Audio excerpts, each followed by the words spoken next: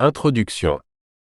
Lorsque nous sommes seuls, sans distraction ni influence extérieure, nous nous retrouvons confrontés à notre véritable nature. La solitude, loin d'être une simple absence de compagnie, devient une forme de miroir dans lequel se reflètent nos plus profondes aspirations, peurs et désirs. C'est un espace où l'on ne peut plus fuir, ni se cacher derrière les rôles sociaux ou les attentes des autres. Tout ce qui reste, c'est nous, dans notre forme la plus brute. Être seul dans son slip, c'est symboliquement se retrouver sans artifice, sans protection, sans filtre. C'est s'affronter à notre propre vulnérabilité. Mais ce moment de fragilité peut également être une chance, celle de se libérer des conditionnements, de redécouvrir notre authenticité et d'accéder à une forme de liberté intérieure.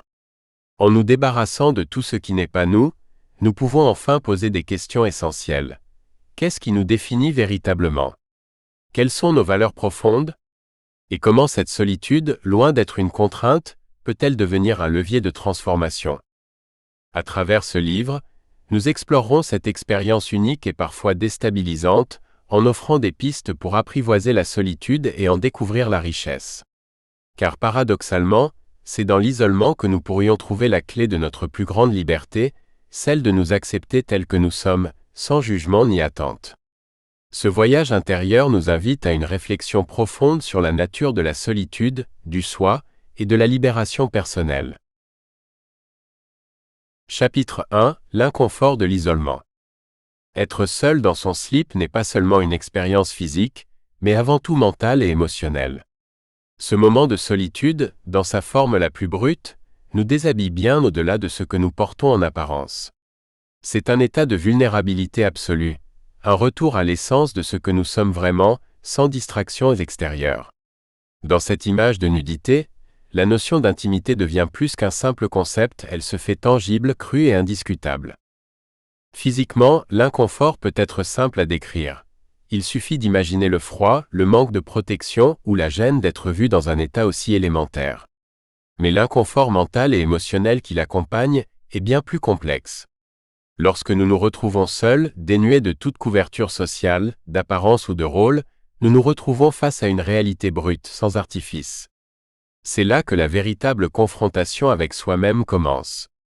Nous sommes seuls, à nu, et les pensées commencent à affluer, souvent accompagnées de jugements sévères, de doutes et de peurs profondes. Pourquoi avons-nous si peur de cette solitude ?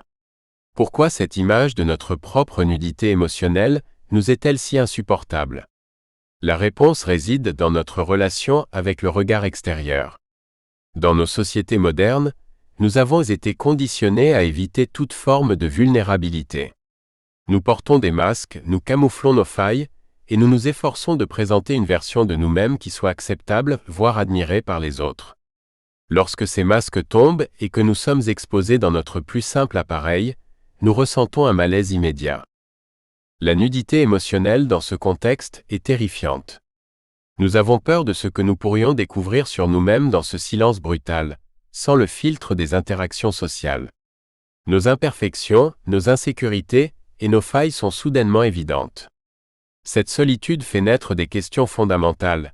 Qui suis-je quand personne ne me regarde ? Quelles sont mes véritables aspirations et peurs ? Est-ce que je me connais réellement ? Ou est-ce que je me définis seulement par rapport aux autres ? Ce chapitre se penche sur cette confrontation avec notre propre existence. Lorsque l'on est seul, sans distraction, sans validation extérieure, nous sommes confrontés à notre